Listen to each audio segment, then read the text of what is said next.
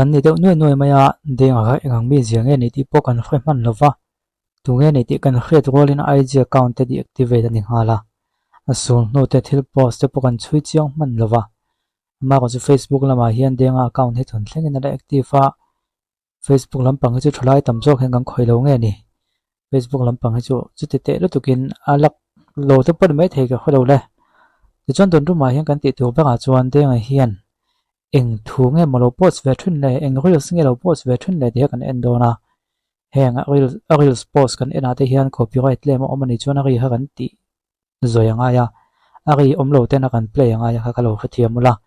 chuti ni lawa copyright claim omlo ne chun kon ta lan zel kan tumanga ti chuan halai kan mo thei dana chuan reels pakha chu post nung ba chu ma ko chini ni kan etuwa kha tuna kam boi tak noi hi oka sa thil thengania March April May chun a hla to viau maya ma ko thwein do dan nom lo mai thera ya kon rang ma sabe ka chuan heta zo thana te thrian don lil zo hla na khai pakha khami khari sai na kan da ni leng lunga leng ti khane chu ma kan kon taw lan tu ka soi theng hila denga kha mangai na lampang lana deuh hlek ang te khanan soya then khata chuan video then khata te phei chuan lo ne ga ngam ti kha a reels vela hian a he hret ve thei ni chu an reels sa an hla le an status vela tong hian eng lampang nge mangai na konga engen jin kong nge pathian thu lampang long ei sak viau te pu ha hret ve thei ni ang poni se reels ma so beka chuan ma us ni a chuan lil zo hla leng lunga leng roi ko put mangai in ang ti chho vela kha an ka vak han a comment ni chu kan chiak lo mai ang chuan mouse ni hi ve ka khan heo me thla lang lim thla mai zok em ni lo ni le ka thai chang lo tu chuang ka phal thei mol lo che ti kha ni an don ve thrin che mo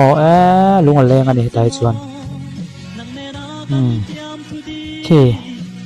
ane dit zong le nang re dit zong le kelen alung leng ko mai comment mai nang nei bel su khop mai hei wang hello ni don he ti chana niang ben lo tia em poni se ang mi hringe ni ti khani hei ni ya hian reels pan he posa pakhata chun leng lunga leng panhina chun mi thla lang lim thla mai zok em lo ni ti hla kha amangai em anu pui tur mo ti kha pui lo ni la si rawa store a hla a le sa tu kan khoi me chuan in February ni som ni panga kan kal de yang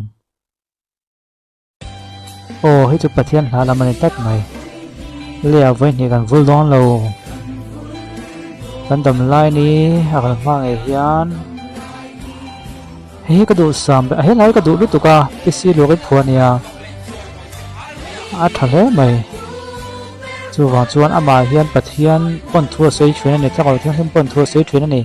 he pianga reels mewa an mangai chu mo February ni som ni panga mi ni tuwa chuan February ni som ni panga ve khian an ni khata hian a zonin post thina niang lo en chin te yang chan le lo mangai na ana sin du lai ti kha ni tunga sa tu kha zo kan zo le mi kha ka sei so me the copyright claim omani chuanin a hla hi kan mute anga ya lo kha thiamula copyright claim om lo ni chuan ti khanin lo ngai thavenga he February ni hi thawa post ni ma se ama hi ai zong la mai tlong lo niang he ta ma so ka mi thla lang lim thla mang towa chuan helai hanen akan ve don si lo ti lam pang kha on mang le da ni February ni som ni panga ni cha February ni som ni panga ve khian hi post de ni hi hi chu sa plan ne copyright claim om don sa kan ti lo menga he sa plan hi yang lam pang ga chiang che lo a music chu ka khia le ri ka kha chiang la wang pon ni se February ni som ni panga post da kan ya chen February ni som ni pali a hian he luang liam le khop mai he mo busy ti la lung len thlau tu he la pe chu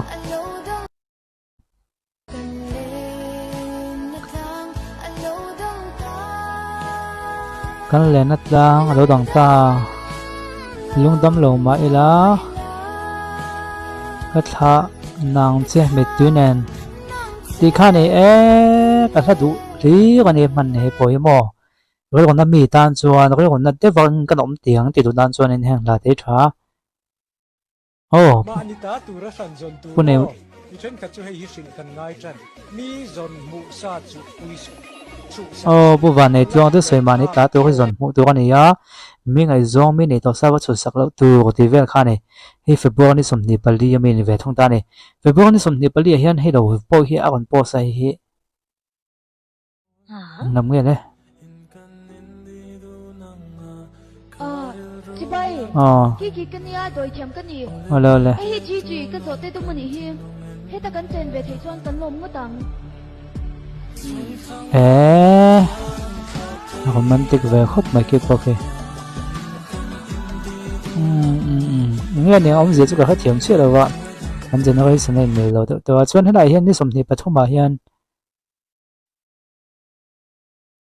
oh okay don't let me down thì nó thu khan này comment là bài hiện nó lại bớt dẻo tổ mấy xía bạn như un nào tê hết tiền ngay đâu ngay tổ vàng này mua anh tê dẻo tổ mấy xía mình khinh là chân lung lên về thuyền tất cả này cái tiếng rồi smell vào cái hàn post số tôi hết thì mà nên cần luông liền mà tôi mà lúc một về xe cái tiền hiện để chuyện nào mà don't let me down thì khăn này mỗi sắc mà don't let me down don't let me down cái này thật sự vắng don't let me down khá lâu thì thấp mấy này là anh ấy sẽ hiện February này sớm thì bắt thum ní thì nó update này hi ní thum ní đến ní ngã sang cái update ta ní thum mà hi nghe mình lẽ ấy chứ nào thì họ các anh tiền lòng mẹ nó tới thằng cái này à nó tới dài lại này à các anh tiền lòng mẹ ngã đâu có thiếu mua la chuan ní thum mà thấu hiện hi ở đây ta này lên đất lang đắng à sẽ tu cả hơi mấy đâu lên roll tê ngày lá mò khay bỏ lung lên lắm bằng lá thấu này cái dòng cái tiêu dấu về xí đâu thì vel thì her liam thin ma se ka thai ve tur a piang thei lo vậy sao trong cái nên lòng vá lắc tắc chu này đâu mẹ lo cái mấy à thì có han thì vel là tắc cái nào mà hi rồi còn nát nát tao nè mà phải đi em hình phê lệ lắm tốt bồi hiền chiang giờ đi sầm thì hay tụi nó bị tập bồi cái này à khá nghe chán thì liam tổ đấy chứ mà sẽ alam na rang thu lo hun liam to mà này sẽ ăn thâu lắm thì về khá nhiều mà comment hiện liam tổ pon min tên là thầy comment hiện đến tổ truyền khóc về hay gần siêu rất lâu mà hun liam to pon min tên thấy thâu lắm thì Facebook này sầm thì Facebook này active phải không mày à ini icon inangoy zokin garingani suan mungkin lola ibang hian imiti farhat po khat tanu suo kwanu hian engwangin nge omdun theidu chuang siro hi minin tom tier ni khai duto tang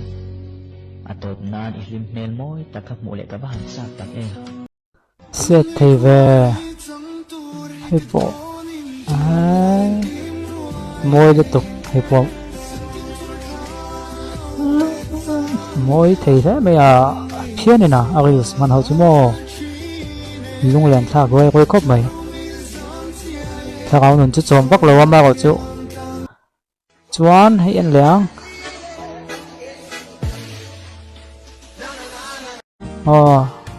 chuan hay chú bị đằng phèo tới pon lăng ở Facebook anh có cái lỗ này tụ hay chú thiếu đằng đâu lỗ nha chuyện tới hồi này nè đừng nè hay bộ bây giờ tới hả môi em mấy môi không biết là hiện nên anh ngày về giờ tổ mày xem không bây giờ tới hai chúng người thao tầm vật gì đâu sao nó bật nhớ một cái mấy này lung thì liền à cần đau nó cái mấy này nè tiếp bộ hay dừng ra cái